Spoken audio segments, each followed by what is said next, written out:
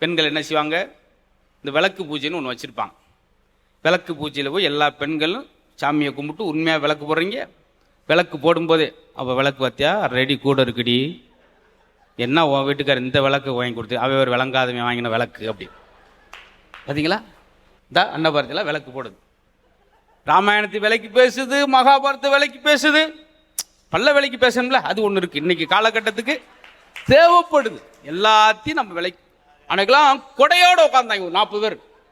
பேச்சாளர் பேசுகிறார், முன்னுக்க கொடையோடு உட்காந்துருக்காங்க. நகைச்சுவை மலையில் நனைய தயாரா அப்படின்னு போட்டு பூரா சலதோஷம் பிடிச்சி, இது கொஞ்சம் அதிக பிரசித்தனமாக நகைச்சுவாத்தியாக இருக்கும். ஒன்று அப்படி ஒன்று இப்படி.